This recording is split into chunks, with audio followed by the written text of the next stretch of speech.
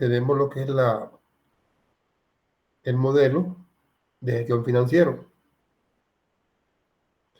Este modelo de gestión financiero contiene, para poderlo poner en práctica, ¿sí? Antes debemos de conocer los estados financieros. Dentro del estado financiero tenemos balance general y estado de resultados. Cualquiera de los dos, el objeto es tener una utilidad neta del ejercicio. Una vez que hemos obtenido a través del estado financiero, bien por balance general, nuestro resultado, en este caso vamos a aplicar el estado de resultado, pero cualquiera de los dos obtendremos la utilidad neta del ejercicio. Okay. Con esta estado financiero sería como la línea base para poder aplicar posteriormente este modelo de gestión financiero. La aplicación de este modelo de gestión financiera, una vez tenido la UNE como línea base, vamos a llevar esa misma utilidad neta del ejercicio proyectado, ¿sí? Con la aplicabilidad del modelo de gestión financiero. Para eso tenemos el plan de inversión, gastos previos, dentro de ella gastos previos de producción, inversiones fijas, capital de trabajo, plan de inversión. Entonces ya vimos una ¿cómo le llamamos? Una variable, vamos a verlo más adelante, los varios pasos, hay 3 pasos del modelo de concesión financiero, y uno de estos es el plan de inversión. Y está subdividido en lo que les decía ahorita. Luego tenemos la otra variable, que es el plan de financiamiento, y la utilidad como tal. Entonces, eso es la aplicabilidad del modelo de gestión financiero en sus 3 partes. Y para hacer la aplicabilidad de ese modelo, pues tendríamos de ver el año base, que decíamos que es el estado financiero, en este caso el balance general. Luego vamos a clasificar sus cuentas. Luego vamos a ver el horizonte del proyecto, que es más la antigüedad. Hay que ver el proyecto, el tiempo. Hay un factor de proyección, ¿sí? Criterios de proyección. Con esto, pues, hacemos el modelo de concepción financiero, la aplicabilidad, obteniendo la utilidad neta del ejercicio, pero proyectado, que es el objetivo. Decimos que el objetivo de este grupo, de este texto o capítulo 8, son 2, ¿sí? Por un lado, la utilidad neta del ejercicio, ¿sí? Tanto como línea base como proyectado. Ese es el objetivo número 1. Y 2 sería el flujo de caja. Bien. Veámoslo. Entonces, primeramente, digamos, tenemos el modelo de gestión financiera.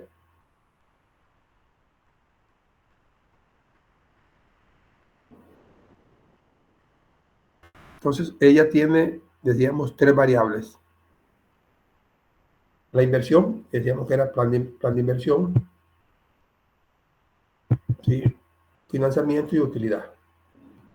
¿Sí? El 8.3, plan de inversión. El 8.4, plan de financiamiento. Y el 8.5, utilidad. Esas son las 3 variables que tiene este modelo de gestión financiera. Bajo este esquema vamos a trabajar con el objeto, decíamos, de obtener la utilidad neta del ejercicio proyectada. Sí, este es digamos, uno de los objetivos, podría ser 1A, ¿sí? Y el 1B, o viceversa, ¿no? Y el 1B, pues, es la aplicabilidad antes de utilizar este modelo, aplicar los estados financieros. No sé si me voy a entender. De nuevo, para aplicar este modelo de estados financieros de 3 variables, inversión, financiamientos y utilidad, si antes de aplicarlo, tenemos que primeramente obtener la utilidad neta del ejercicio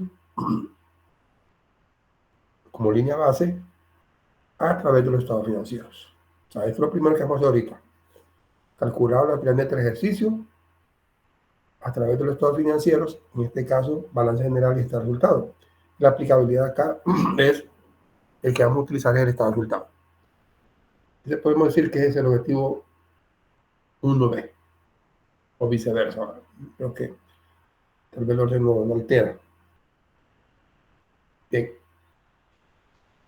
Entonces, una vez que tengamos este estado de resultados como línea base, ahora sí podemos aplicar el modelo de gestión financiera con sus 3 variables. Bueno, comenzamos el balance general. Vamos a tener esta información más para conocer como estado de resultado, como estado financiero, y tener alguna información. Decíamos que cualquiera de los dos, balance o estado de resultado, tenemos siempre la utilidad neta de ejercicio como línea base. Entonces, en este caso, el balance general, más que todo, como de información o de conocimiento. Pero el que vamos a aplicar es el balance general, el estado de resultado. Bien, ¿qué es el balance general? Este, decíamos, es un estado financiero que representa a modo de una fotografía de la situación financiera de la organización. Claro, a una fecha determinada. Sí, una fecha determinada. Puede ser, por lo general, la aplicación es mensual. Siempre tenemos en las empresas, al final del periodo, que se toman inventario en procesos, inicial, final, para poder tener este modelo o este estado financiero. En otras palabras, ¿qué representa el balance general? Situación financiera o las condiciones de un negocio en un momento dado, decíamos por mes. En este caso, vemos reflejado todas las cuentas. Y las principales cuentas que conforman un balance son, tenemos activos, pasivos y patrimonio. Estas son las 3 cuentas que conforman un balance general. Tenemos un modelo o un diagrama por el cual los activos van al lado izquierdo y los pasivos al lado derecho. Hay como un balance. Los activos, tenemos activos corrientes, como también activos fijos. Dentro de los activos fijos, tenemos activos fijos no depreciables, como activos fijos depreciables. Y por ende, otros activos diferidos, es un teje al lado izquierdo. Al lado derecho, tenemos los pasivos. Hay corrientes y mediano y largo plazo. También tenemos un patrimonio, capital de los inversionistas, los socios y los superávit, utilidades.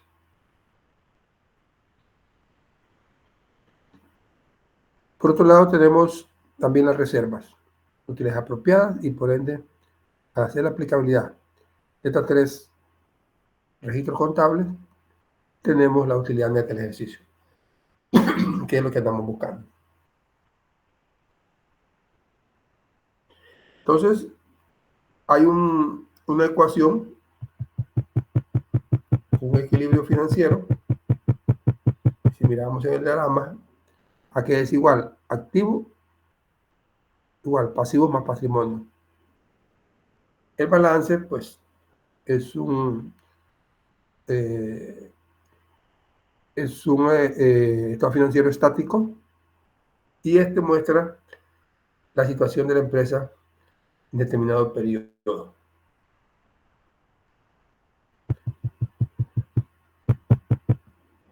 Entre los activos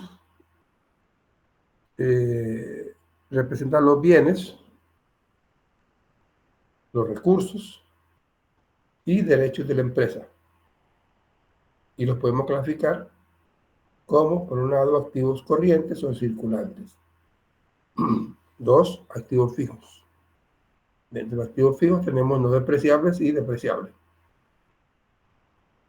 Tres, activos diferidos. Cuatro, otros activos.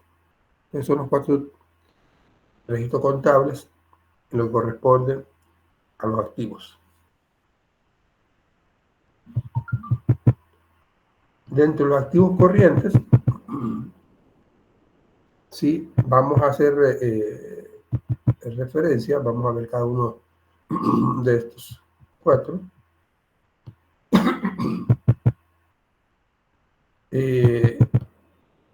Hace referencia a los bienes y recursos. Estamos hablando de disponibilidad inmediata.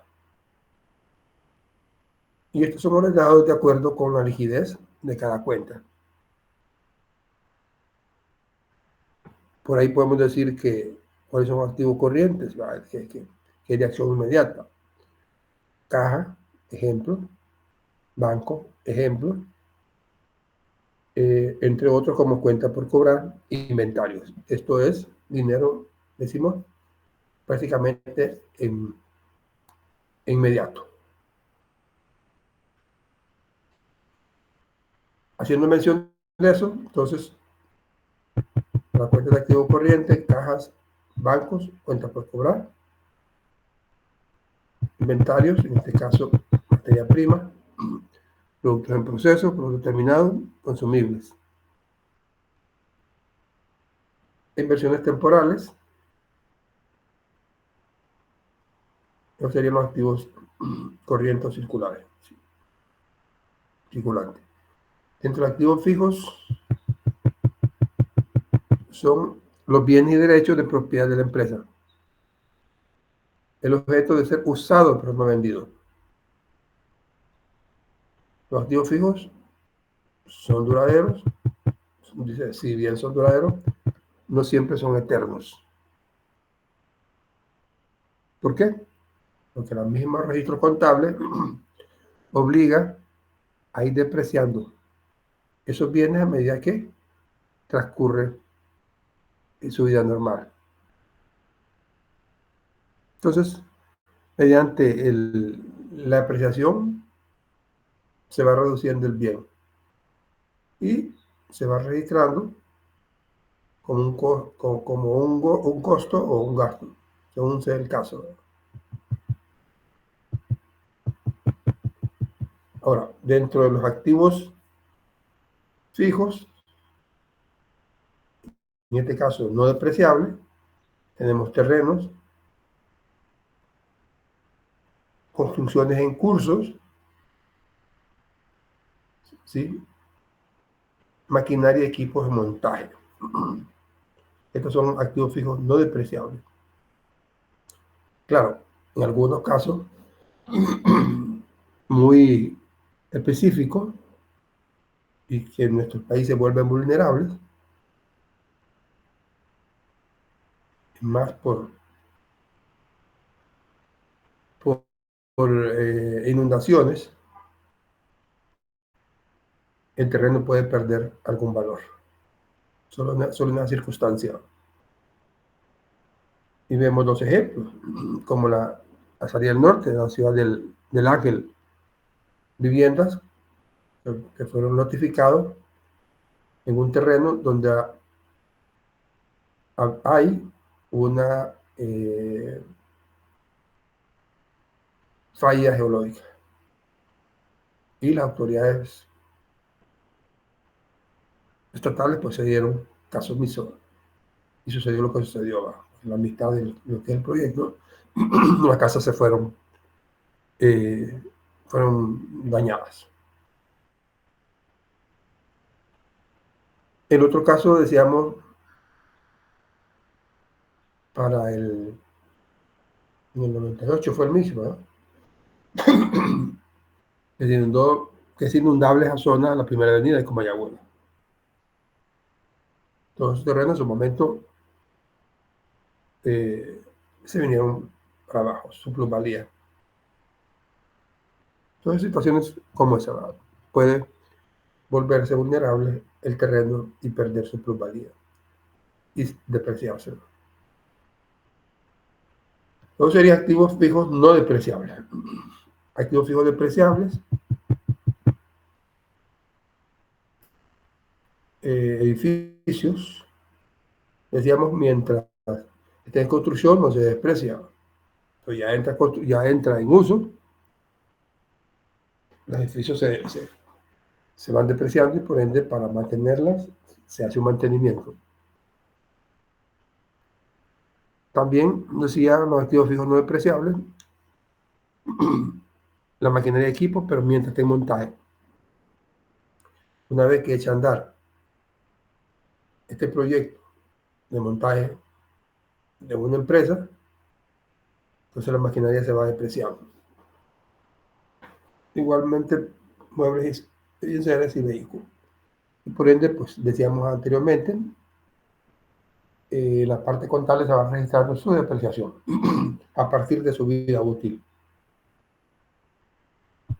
Activos fijos diferidos están formados por aquellos activos, dice, pagados por anticipado. Y por alguna forma, pues no han sido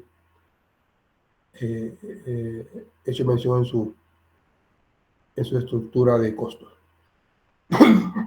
No. Otros activos que son aplicando a activos de la empresa que no han sido clasificados en alguna de las cuentas anteriores, muy parecido a los activos diferidos. Ahora, a su derecha tenemos los pasivos, que estas son las obligaciones que tiene la organización, tanto a corto y a largo plazo. Y sus beneficiarios pues son por lo general personas o instituciones diferentes a los dueños de la empresa. Y esta clasificación se parte de pasivo corriente. Permítanme un momentito.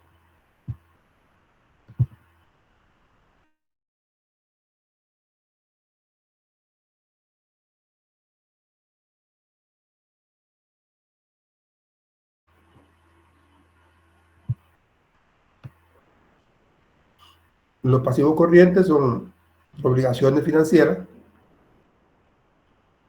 por ser atendidos dentro del año. También tenemos cuentas de pasivos corrientes, entre ellas obligaciones bancarias, ¿sí? Pago a proveedores, acreedores, impuestos, obligaciones laborales diferidos. Todo lo que corresponde a prestaciones laborales, pues un pasivo laboral, que es un derecho que tiene, según la ley, normativas de ley, los colaboradores. Y los pasivos a mediano y largo plazo. Obligaciones financieras, pues atendidos después del año inmediatamente del periodo respectivo.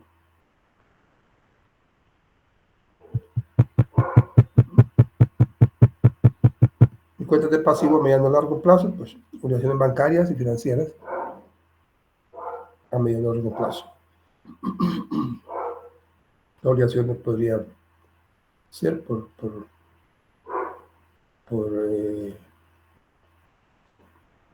deudas o intereses. Patrimonio, pues está representa la participación de los propietarios, también conocido como capital contable, capital social, un capital de trabajo. Dentro de las cuentas de patrimonio tenemos el capital aportado por los socios, también por el superávit acumulado, estamos hablando de utilidades, retenciones legales, utilidades retenidas y no distribuidas. Y lo que obtenemos al aplicar este estado de resultado, lo que es la utilidad neta del ejercicio. Ese es uno de los objetivos que le digamos 1A, por decir así. La utilidad neta del ejercicio o UNE. Bien, eso es en base al primer estado financiero, en este caso el balance general. Solo de información no lo vamos a aplicar. Pero de igual manera, el que viene está el resultado, cualquiera de los dos que estos usemos, al final vamos a tener la utilidad neta del ejercicio. Entonces el ejercicio del libro de texto pues aplica el cálculo de la utilidad neta del ejercicio a través del estado de resultado. Entonces este sí lo vamos a aplicar. Bien. Este estado financiero muestra pues de manera general el comportamiento del proyecto en cuanto a ingresos y egresos. O sea que el estado de resultado tiene que ver mucho, ¿sí? Cuáles son los ingresos por un lado y cuáles son los egresos. Y el esquema lo podemos ver acá, donde el ingreso se puede dar efectivamente por las ventas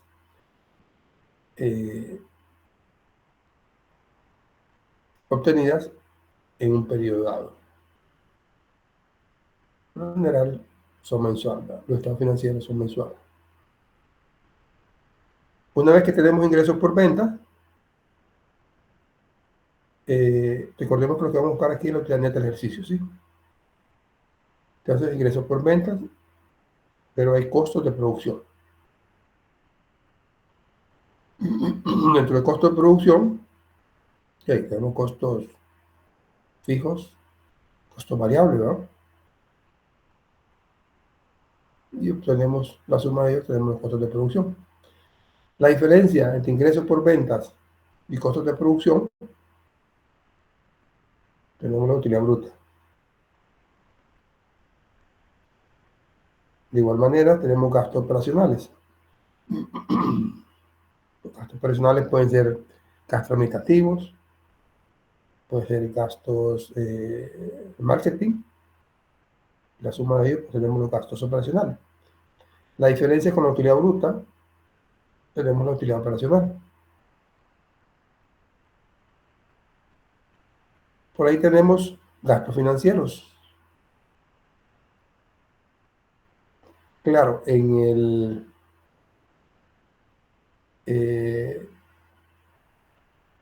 la línea base, como en este caso, la aplicabilidad del estado, del estado de resultado, como línea base, los gastos financieros son cero. ¿Por qué? Si vamos a obtener un préstamo a la banca, recordemos que estamos hablando que el estado financiero, en este caso el estado de resultado, es por mes. Si vamos a tener un préstamo a la banca, nos lo dan hoy 19 de julio, al hacer la aplicación del estado de resultado, ese registro contable de ese préstamo no se va a ver reflejado ahorita en cuanto al pago de intereses. El registro contable sí va, pero estamos hablando en cuanto a el pago de los intereses, lo que se ve reflejado hasta el siguiente mes, 19 de agosto.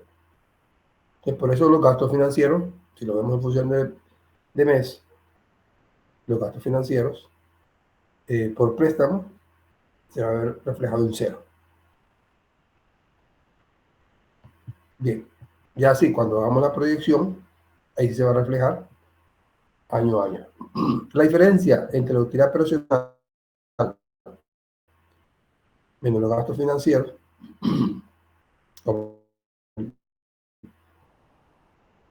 nos daría la utilidad antes del impuesto. Por ahí dice La SAR, servicio administrativo de porcentaje. La diferencia nos da la utilidad neta del ejercicio, que es el objetivo que andamos buscando. Entonces, bajo este esquema, obteniendo el estado de resultado o la aplicabilidad del estado de resultado y obteniendo la utilidad neta del ejercicio. Entonces, una vez que nosotros obtenemos la utilidad neta del ejercicio como línea base aplicando el estado de resultado, sí podemos aplicar ahora el modelo de gestión financiero bajo sus tres variables, que decíamos inversión, financiamiento y utilidad. Ahora, pero no antes veamos muy en particular esos movimientos, ¿sí? A partir de aquí deben de aprenderse todos estos movimientos, todas estas formulitas. Veamos cómo reflejamos los ingresos por venta. Son los ingresos totales del producto de las ventas del bien o servicio que produce el proyecto. Decimos que la venta es igual a la sumatoria de Q por P. ¿Sí? Entonces, aquí es igual a Q, cantidad vendida, y precio unitario por venta. Entonces, vendimos, qué sé yo, 100 unidades, y el precio son 100, entonces ahí nos daría a 10.000, ¿no?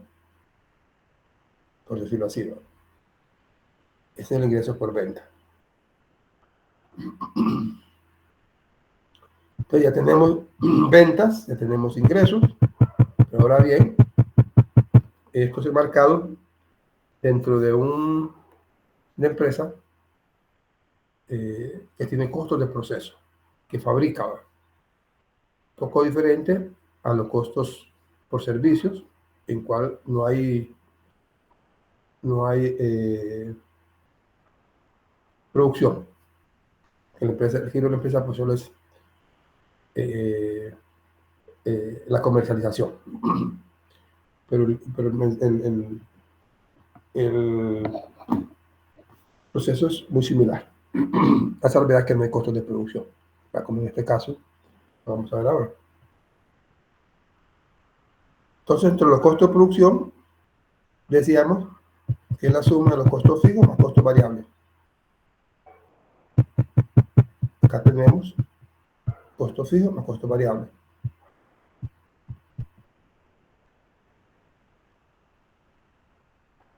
En donde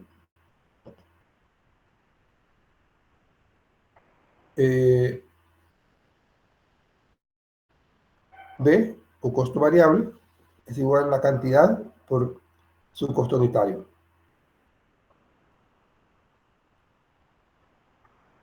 ¿Sí? Y su costo fijo da por entendido aquellos que no dependen del número de unidades producidas. Entonces, si fuera una empresa que solo se dedica a la comercialización, no hay costos de producción. Solo tendría costo fijo. Esa es la diferencia. Estos serían aquellos que no dependen, decimos, del número de unidades producidas. Son, entre otros, amortizaciones diferidas, que pueden ser, bueno, ahí lo vamos viendo más adelante, arriendo, depreciación, mano de obra y mantenimiento. Estos son los que vamos a utilizar, los registros contables, en cuanto a costo fijo. En cuanto a costo variable, decimos que sí depende de lo que vas a producir. ¿Sí? Por eso es variable. Entonces hablamos de depreciación, insumos, mano de obra, mantenimiento, materia prima, servicios públicos miscelarios, acueducto, alcantarillado, energía y telefonía. Hacemos un ejemplo. Entre más vamos a producir, ¿sí? Vamos a hacer de repente trabajar turno extra, entonces va a haber más consumos de estos, en este caso en particular, si decimos de energía. Bien, entonces ya conocemos los costos de producción, costos fijos más costos variables. La suma de ellos nos da costos de producción. Ingresos, tenemos ingresos por ventas, menos estos costos de producción, nos da la utilidad bruta. Si miramos el esquema anterior. De utilidad bruta dice la diferencia entre los ingresos por venta y los costos de producción. Ahora tenemos por ahí los gastos operacionales. ¿Cuáles son estos gastos operacionales? Por un lado pueden ser administrativos y por otro lado pueden ser ventas y mercadeo, o mercado y venta. Bien, aquí hacemos hincapié entre la diferencia de costo y gasto, para que se cuente la participación del egreso en el proceso de producción. Por un lado, si el egreso está relacionado con la producción, entonces, en este caso muy particular, mano de obra, decimos que con materia prima lo definimos como un costo, o sea, está directamente al proceso. Caso contrario, si no está directamente asociado la producción como el pago de servicios públicos, entonces decimos que es un gasto. Entonces ahí hacemos mención, ¿no? Bien, entonces el gasto operacional es la suma de administración y mercado y venta. Tenemos la utilidad operacional, que es la diferencia entre la utilidad bruta menos estos gastos operacionales. Tiene que vamos viendo el esquema anterior del estado de resultados. Esto es lo que estamos viendo ahorita. Luego sigue los gastos financieros. Estos que reflejan el valor, decíamos, de un préstamo, ¿sí? Y el cual tenemos que pagar algunos intereses. En algunos casos, sobre giros bancarios. En otros casos, pues, estudios de crédito, que son, pues, a veces decisiones del banco, ¿no? Bueno, decíamos que teníamos utilidades del impuesto. ¿A qué se refleja? ¿Sí? La diferencia entre la utilidad operacional y los gastos financieros. Tenemos la utilidad antes del impuesto. Y tenemos los impuestos, ¿no? Que son tributos que tenemos que hacer al azar. Entonces, tenemos la utilidad neta del ejercicio, que es la diferencia de la utilidad antes del impuesto menos los impuestos. Y ahí tenemos el objetivo del estado financiero, en este caso, del estado de resultados. Ya tenemos que nos va a servir como línea base. Una vez que tenemos la utilidad neta del ejercicio, ahora vamos a aplicar el modelo de gestión financiero en sus tres variables. ¿Cuáles eran? Inversión. ¿Cuál es la otra? Financiera. ¿Y cuál es la otra? Utilidad. ¿Tenemos claro? Ahora sí podemos aplicar el modelo financiero, ¿sí? En sus tres variables. La inversión, financiamiento y la utilidad. Entonces ya obtuvimos el estado financiero, en este caso muy particular, el estado de resultado. Obtuvimos la utilidad neta del ejercicio como línea base para poder aplicar este modelo financiero. Ahora lo que sigue, el otro objetivo, 1B, por decirlo así, es a través de estas tres variables, la aplicación del modelo de estudio financiero, obtener la utilidad neta del ejercicio, pero ya con una proyección. ¿Sí? Esta que obtuvimos como línea base, lo vamos a proyectar según el horizonte del proyecto. Entonces, sí, estamos claros ahí. ¿Tiene alguna duda? Todo claro, licenciado. Bien, Carlos, los demás, estamos. Cualquier duda, pues, me interrumpen.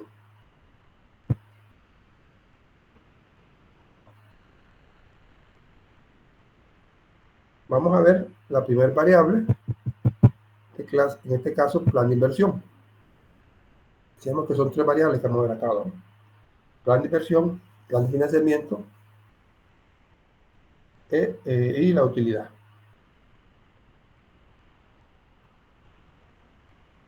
Bien, en cuanto al plan de inversión, estamos hablando de la cuantificación de los recursos financieros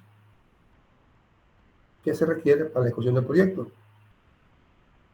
Y además la ubicación en el tiempo de dichas cuantías que conllevan al establecimiento del plan de inversión. Este plan de inversión incluye 3 rubros. Por un lado, el rubro de gastos previos a la producción. Por otro lado, el rubro de inversiones fijas. Y por otro lado, el rubro de capital de trabajo. Esas son las 3 grandes rubros que contiene el plan de inversión. Pregunta de examen, ¿no? Vamos a ver cada uno de ellos. Cada rubro de este plan de inversión.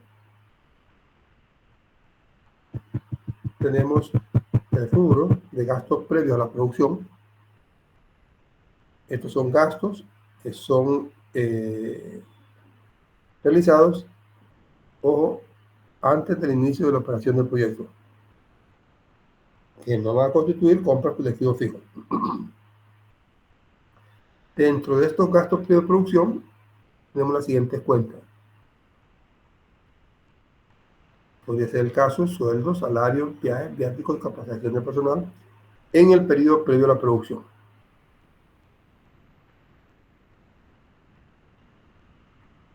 También tenemos instalaciones provisionales, costos de promoción previos a la producción, hace mucho hincapié, previo a la producción, intereses sobre préstamos previo a la producción y algunos costos de ensayo, funcionamiento, iniciación y puesta en marcha.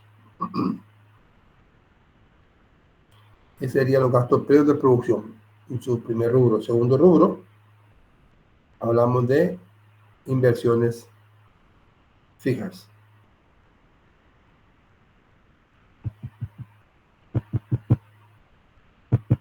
Son las compras en activos con el fin de garantizar su funcionamiento inicial. Las siguientes cuentas que tenemos este rubro de inversiones fijas: terrenos, construcciones general y obras físicas o civiles, maquinaria, equipo y herramientas, muebles y enseres, vehículos, derechos de propiedad.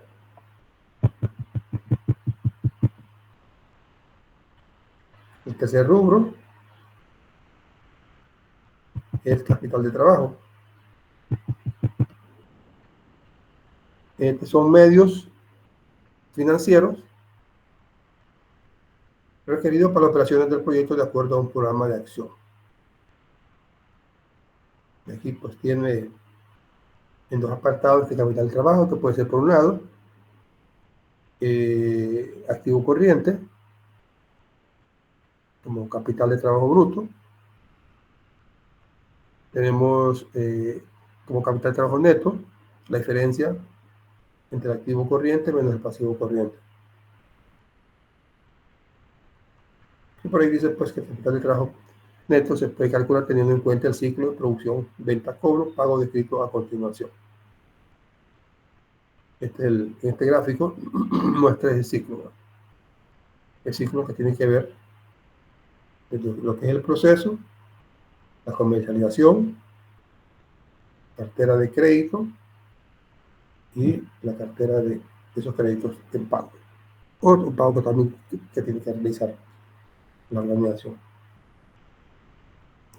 Cuanto pedidos de materias primas, ya tenemos proveedores.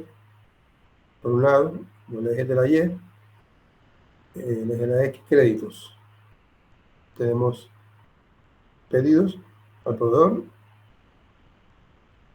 producción, ventas, créditos y proveedores. igual se refleja en la producción, como inventarios, materias primas, inventario en proceso, inventario terminado, cartera, cuenta por pagar. Y ahí se refleja pues ese ciclo: proveedores, pedidos, producción, venta y crédito.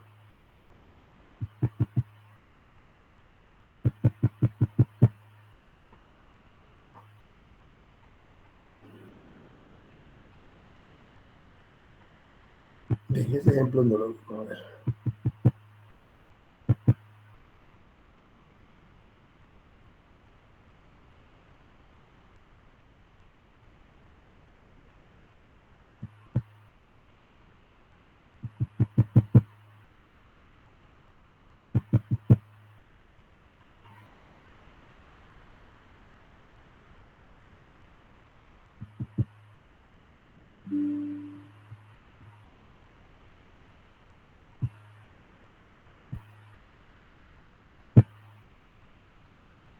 Bien.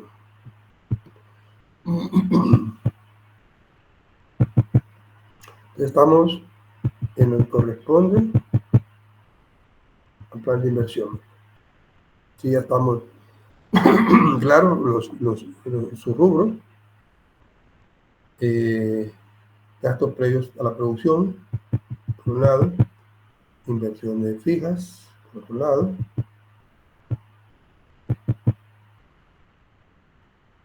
capital de trabajo, y aquí pues es más la elaboración del plan de inversión como tal. Acá hay en este caso, un balance general para un plan de inversión. Así lo tiene escrito el libro. También puede ver un plan de inversión en un estado de resultados, que es la aplicabilidad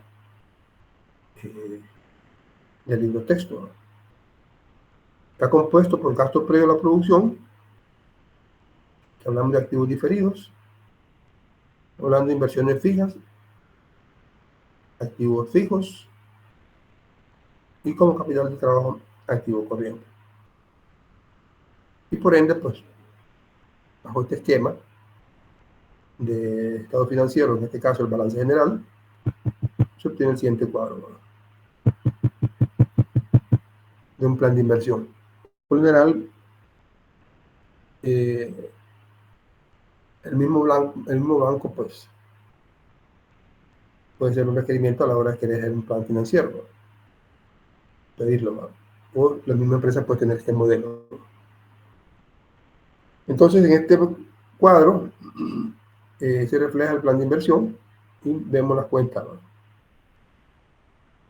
Los gastos previos a la producción, decíamos, mencionábamos anteriormente, tienen que ver con sueldos, estamos hablando, pero antes de entrar al proceso, antes de entrar a manufacturar.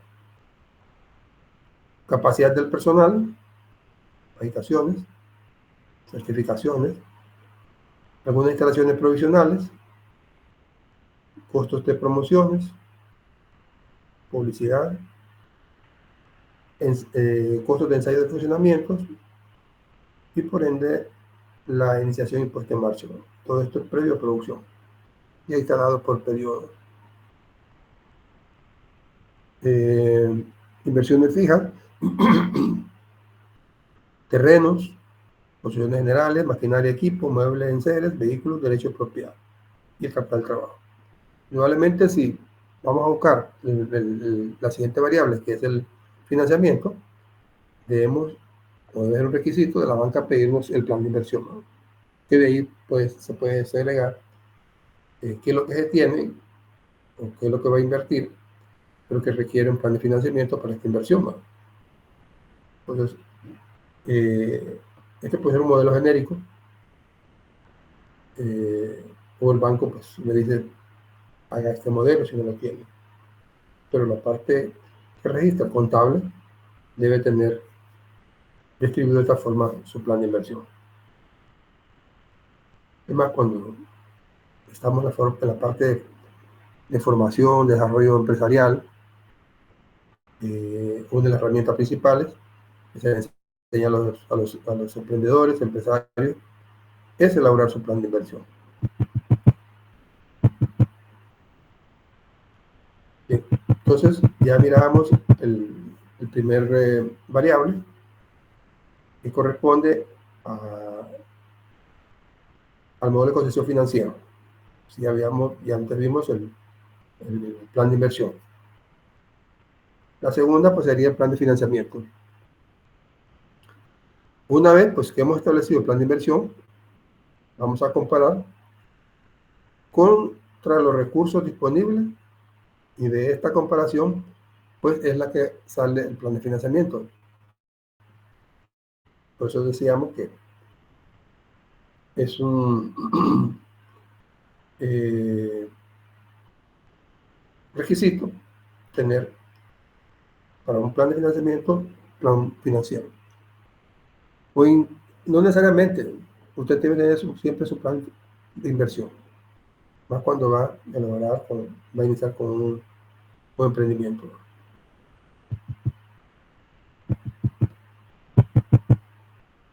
Acá tenemos un esquema de un plan de financiamiento, ¿no? Total para la inversión por periodo, total cantidad por invertir, y nos da la diferencia del plan de financiamiento.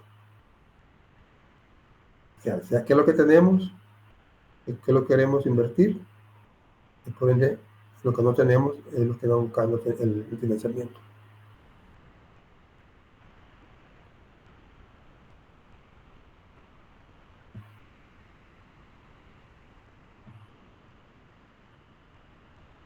Bien,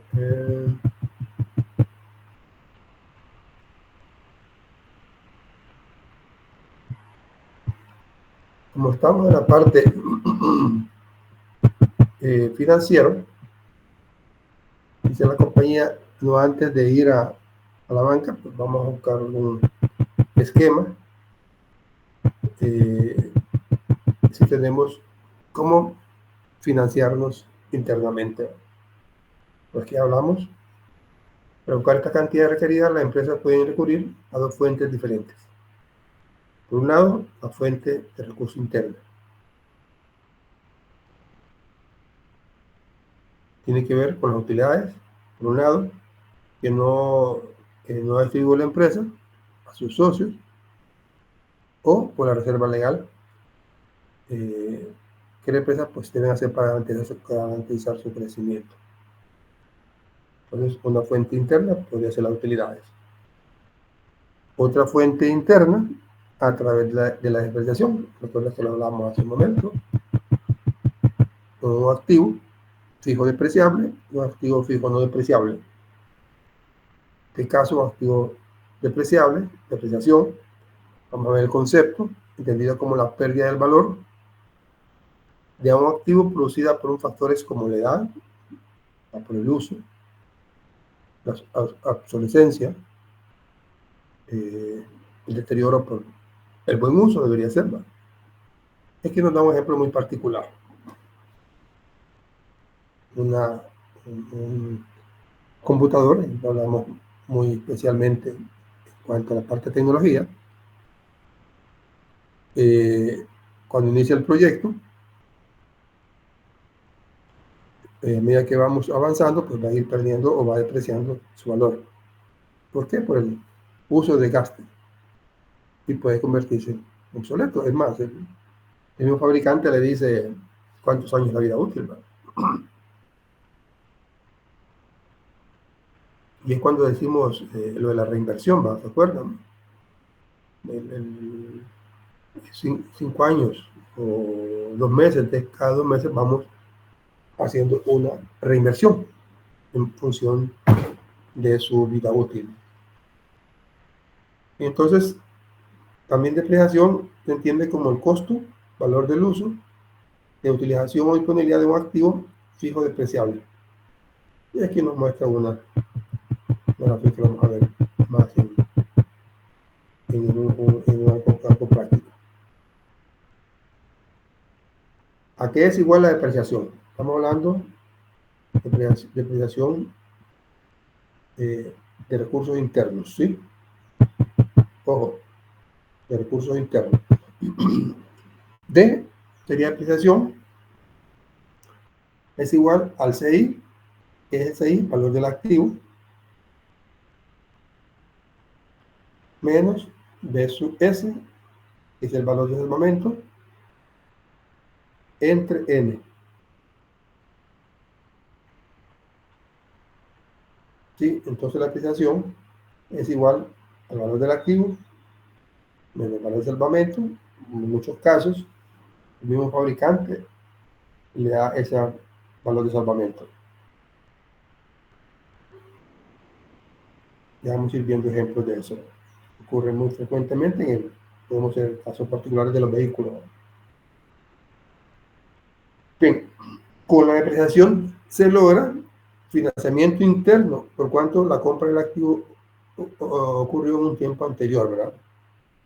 Y con ese valor de depreciación se dispone el valor descuento hasta cuando el activo se reponga, por lo que garantiza disponer de unos recursos por un tiempo mientras son requeridos. Un ejemplo bien práctico: se compra una maquinaria, el valor de ese activo, que sería el CI, es 10 millones. Y su vida útil es 10 años.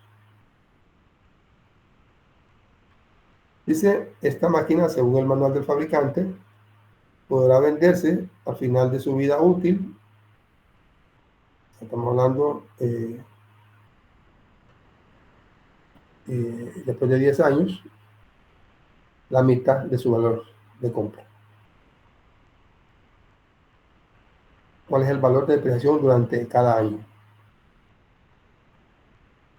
Entonces, si vemos la formulita anterior, CI son los 10 millones, versus S es la depreciación que se va a hacer al final de los 10 años, que sería el 50%, y N a 10 años. Y calculamos la depreciación anual, serían 500.000. ¿Sí? 500.000 lempiras por año se va a ir depreciando ese activo. ¿Consultas hasta ahí? No, por mi parte todo está en orden. Bien, gracias. Entonces ya conocemos una forma de obtener recursos para el financiamiento a través de recursos internos, en este caso de acuerdo a la depreciación. También estamos hablando de fuentes internas porque son de diferidos.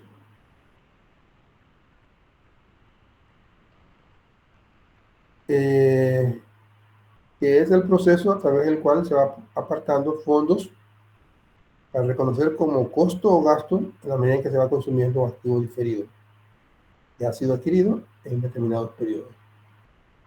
Entonces la amortización diferido aquí es igual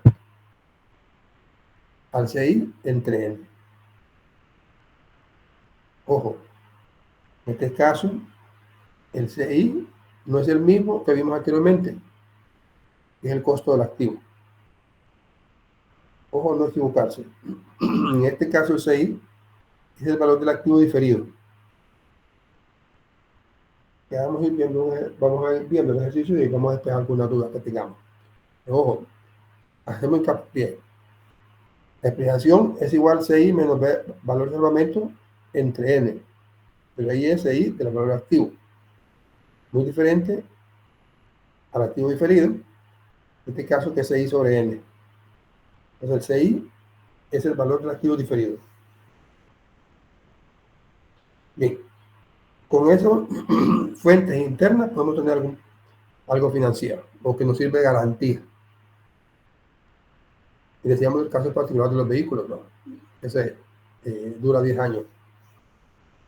Y el manual del fabricante le dice, ¿no?, que a los 10 años pues le cuesta, qué sé yo, el 25% de 1.000.000. Entonces ya costaría 250.000 a los 10 años. Y ese valor de salvamento le va a servir a los 10 años como garantía para poder cambiar la flota, ¿sí? Y así renovarla. Bien, ahora tenemos fuentes externas que pueden ser Estado o sector financiero, entidades de financiamiento de orden nacional o extranjero y proveedores y acreedores. Entonces, vamos plata, casi siempre difícil tener una fuente interna, a menos que la empresa está bien constituida, bien fortalecida, tenga muchos años de estar en el mercado. Y si vamos a iniciar de cero, pues en nuestro plan de inversión nos damos cuenta que la inversión es 1 millón, pero no tenemos que 250.000. Requerimos un plan financiero y nos vamos a la banca por un lado, o puede ser socio, buscar socio. Ah, un consejo que se da, o lo mismo, bueno, en mi primera empresa que empecé a laborar, recuerdo que dentro de las mismas instalaciones de la empresa había una bodega donde servía para almacenar producto, ¿sí? Que se pignoraba a un tercero, a una entidad financiera, para tener dinero fresco y meterlo a proceso. Es una normalidad, ¿verdad? Es muy normal que la compañía, y le hago de un producto de alimentos, pero perecedero. El rubro era exterior del tomate, ¿no? Entonces, la empresa producíamos toneladas, creo que una tonelada en un empaque, llamábamos pues, un bin, un empaque llenado al vacío de pasta de tomate 100% puro, y que su vida útil era 1 año. Ese era el insumo principal para poder después envasar productos en sus diferentes presentaciones.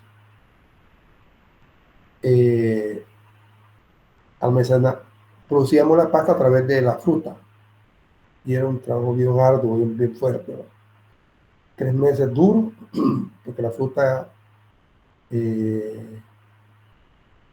la cosecha 3 meses, enero, parte de diciembre, enero y febrero, bien duro sin parar la planta.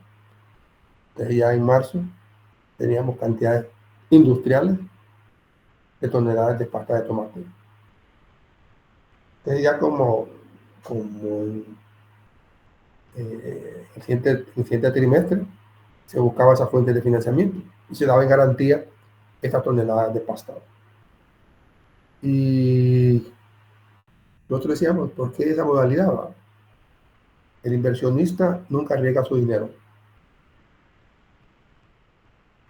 El inversionista nunca va a poner el 1 millón de plata, aunque los tenga. Aunque los tenga. Tal vez puso un 25%. Lo demás busca fuente externa. Eso se lo dio por experiencia propia y hablamos de dos grandes personajes inversionistas en aquellos tiempos. Y le hago mención el nombre, Miguel Facusé versus Rosenthal Oliva. Miguel Facusé trabajaba con el dinero de Rosenthal Oliva. Así de sencillo. Sí, sencillo. Dos turcos que se daban en la madre y se prestaban entre ellos. Tenían sus modelos poco cuestionables por lo que pasó en el CONADI y muchas cosas, pues tal vez ustedes no lo conocen, pero sí lo conoce muy bien el doctor Davis. Bien, entonces decíamos que ya tenemos las dos variables del modelo de concepción financiera. Por un lado, decíamos la inversión, le damos un modelo de inversión, un prototipo, y después el financiamiento, que es el segundo variable que tiene este modelo de consenso financiero. Y la tercera variable es la utilidad, ya la aplicación. Como el objeto de la tercera es obtener, ¿qué decíamos? La utilidad neta de ejercicios proyectados.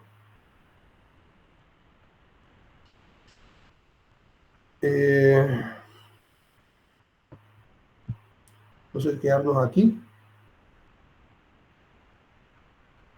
Este es todo lo que estamos haciendo acá en la práctica, y pueden ir leyendo el libro de texto, está bien paso a paso, este capítulo 8, lo que es la parte financiera del proyecto. Va paso a paso, toda la parte de teoría, y posteriormente viene el ejercicio, muy paso a paso. Tengo en la plataforma un esquema o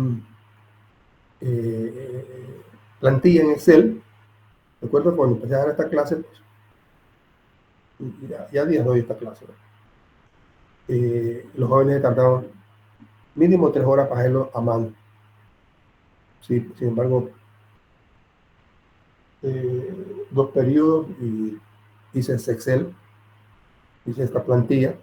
Eso fue antes del 2018 posiblemente, 2017, empecé a dar clase en el 2015, 16, hice esa plantilla en 2017. Y entró la pandemia y nos ayudó mucho. Con esta plantilla, ustedes pueden hacer el examen en 1 hora por mucho. ¿Sí?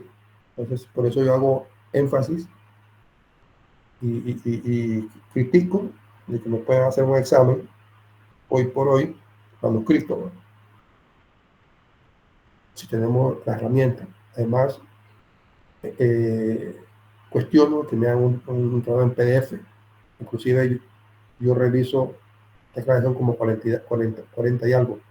Me es tan difícil estar revisando exámenes en PDF que en Excel, porque todo está en fórmula y es más fácil para ustedes. Hay que hacer este ejercicio a mano. Me gustaría que lo hicieran a mano. Yo no les puedo dar 3 horas para este examen.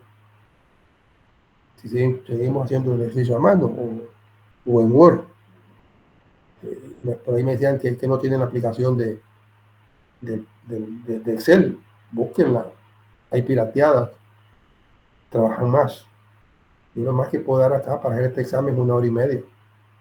Porque muchos, estamos hablando tal vez no mucho, 4 o 5 personas me siguen enviando los trabajos en PDF, los exámenes.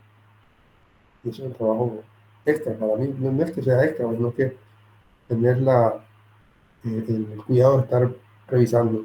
Ya sin fórmula, el Excel se lo da todo, pues, me lleva más tiempo. Entonces vuelvo a insistir. Se lo vuelvo a decir acá y queda grabado. El que no me lo haga en Excel tiene menos 20 puntos. Ahorita cuestionaba hasta 15%. Menos. Pero creo que no lo he aplicado más, tal vez 5 o 10%. Pero de ahorita les digo, este trabajo de examen tiene que ser netamente en Excel, requisito. Además, eso le sirve para ustedes su vida útil. El que no sabe utilizar Excel, discúlpenme, va a ir a pegar de narices a la empresa. Esto es una herramienta increíble. Entonces, les pido ahora, queda grabado. Es más, debería aceptarlos. Sí, yo lo platiqué con la arquitecta, le digo, no puedo aceptar trabajo en Word, pues lleva tiempo, pues lo acepto, pero no manuscrito. Entonces, así que les pido que que busquen esa herramienta, que la descarguen. Hay varias formas, no es que hay derecho de autor, pero se puede conseguir. Entonces vamos a quedarnos acá en la tercera variable del modelo de costo financiero, que es la parte de lo que viene del ejercicio, y posteriormente vamos a ver el ejercicio, que nos va a tardar 1 hora para hacerlo, mínimo 1 hora, y ya con la plantilla. Lo vamos a ver como está descrito el libro, que tiene que confundir un poco. Una plantilla está bien descrito por cada cuenta y cada una de sus columnas. Bueno, vamos a entregar los exámenes.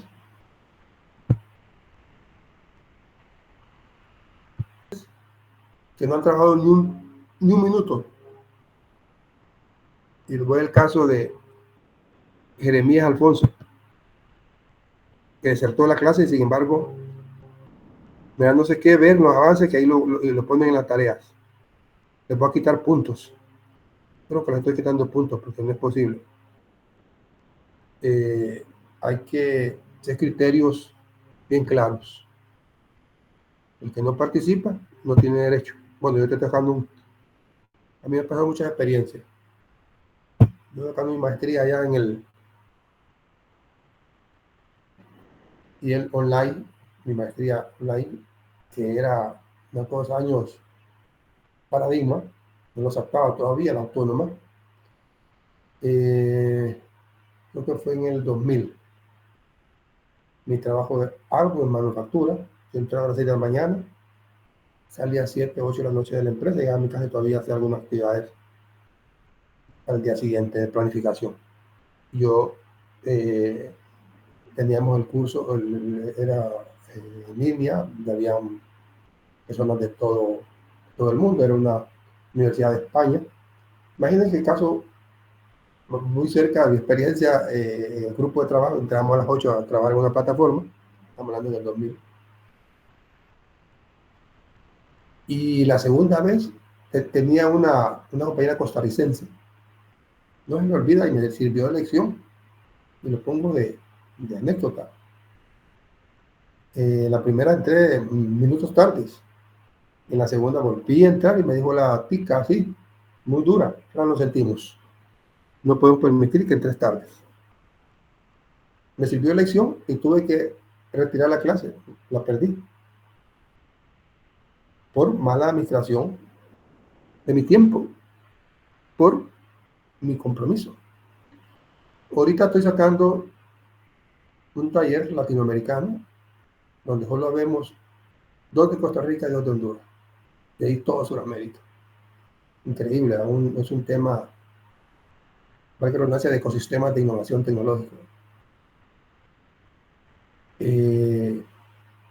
Todos los viernes nos reunimos 3-4 horas en vivo. ¿Sí? Y después de todas las presentaciones, los grupos de trabajo, 40 minutos. Y he tenido tuve la mala suerte que, bueno, los grupos son de 10, al final colocaron 8. Pero de ese grupo, solo quedamos activos al principio 5. Una chilena, 2 peruanos, una mexicana y una persona. Y los otros, no recuerdo dónde era. Pero siempre nos quedamos con los 3, el peruano, la chilena, dedicada, y mi persona. Entonces los primeros 2, 3 los incluíamos y les dije no es justo, porque todavía avanzábamos el trabajo en clase, nos veníamos los martes, o sea, con el trabajo que hacíamos el viernes, nos metíamos al drive y cada quien hiciera su aportación. Y el martes para ya tener un consenso y hacer la presentación del trabajo, y el jueves se entrega. Y muy poco trabajaba la chica de México, el otro peruano, al final no, son los mismos 3. Ayer que teníamos la clase del trabajo en grupal, nos dijo la tutora, bueno, y ustedes siempre son los mismos, ¿no? Y los demás, ¿no? Vea los documentos, los hemos sacado en las últimas 3 sesiones, los trabajan. Entonces, así tiene que ser. Así que los que no trabajan, por favor, no me los agreguen, porque les voy a quitar punto a ustedes. Está por ahí Clarisa.